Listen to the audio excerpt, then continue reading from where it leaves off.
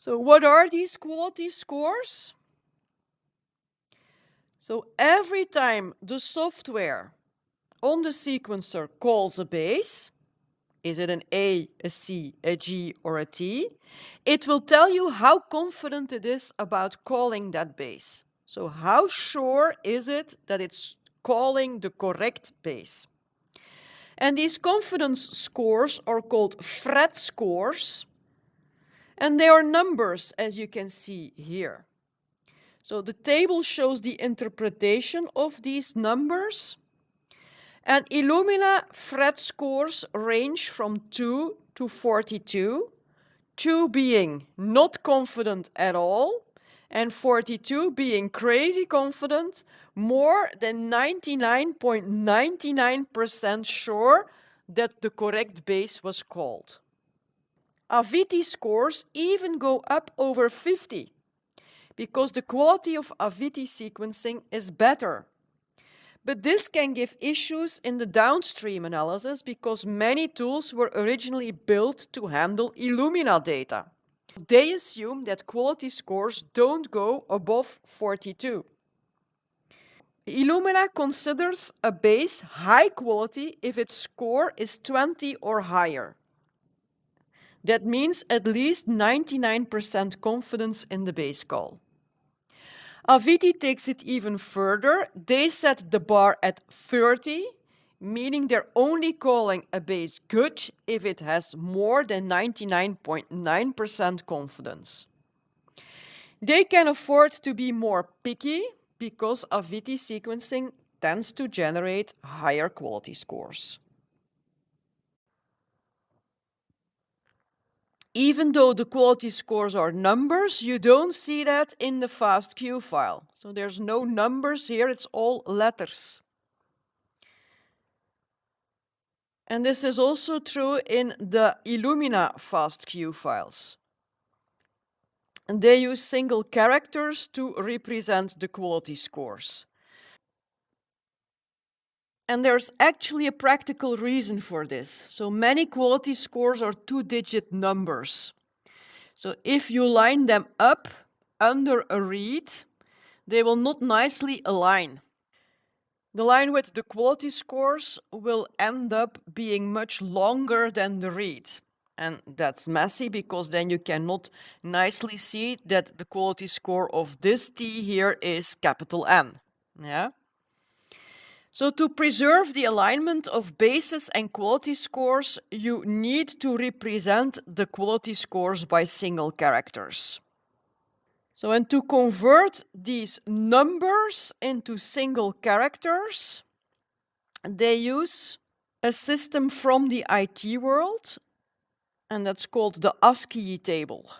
So, it's a table that allows to convert numbers from different numeral systems into characters. That's what you see here in the last column. In FASTQ files, this table is used to convert the FASTQ scores, the quality scores, into single characters. So this table starts at 32, but you see that 32 corresponds to a space. So if you've ever done programming, you know that spaces give a lot of trouble, so they are avoided as much as possible. So in FASTQ files, they start from 33. And this is why the conversion is often called FRET plus 33 encoding.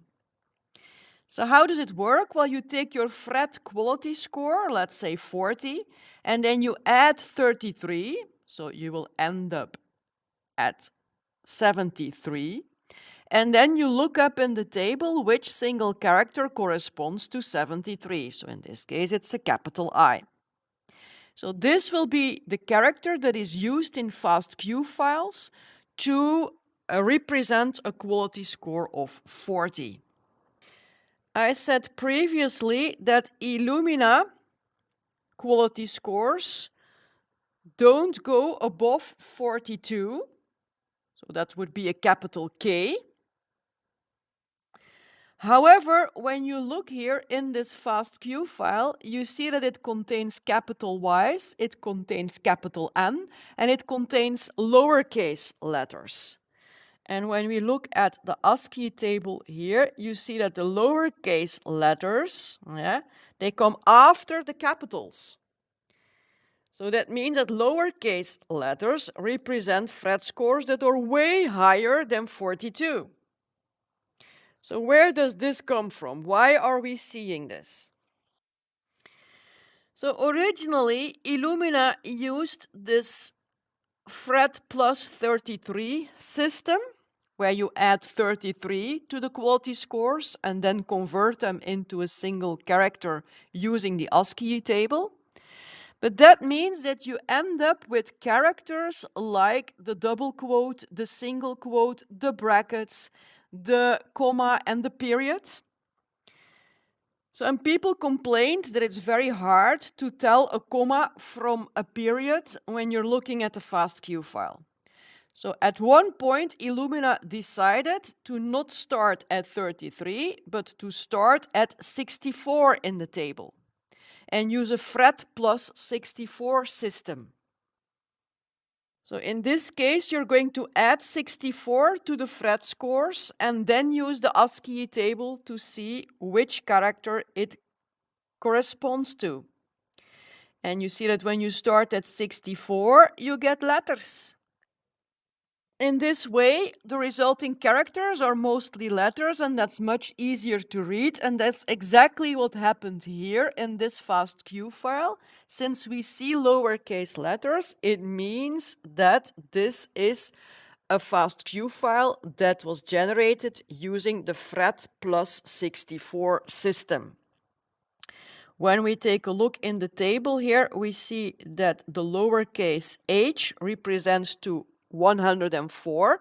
104 minus 64 makes 40. So the lowercase h here represents FRET scores of 40. Later on, Illumina reverted back to the FRET plus 33 system. So some FASTQ files use FRET plus 33, other FASTQ files use FRET plus 64. Which system was used really depends on the sequencer and the base calling software that it uses.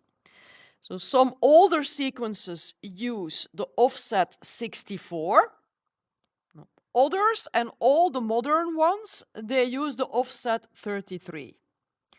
So over time, both systems have been used to generate FASTQ files. Very old FASTQ files are 33. Old FASTQ files are 64, and recent FASTQ files are 33. So this has obviously created a bit of mess.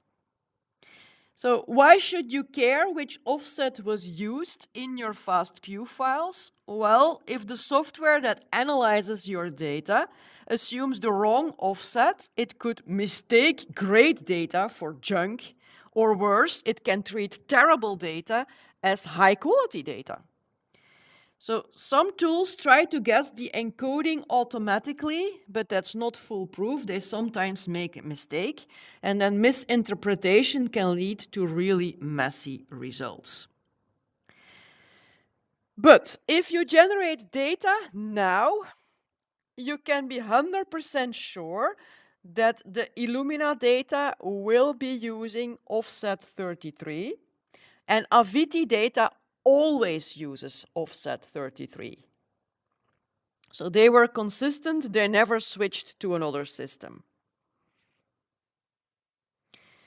But if you're working with public data sets, especially older ones, then you don't know the offset. It can be either. It can be 33, it can be 64, you don't know. And if you don't know, it can lead to incorrect interpretations of the quality. So the best solution for public data is to go to the publication or the GEO record of the data and check which sequencer was used.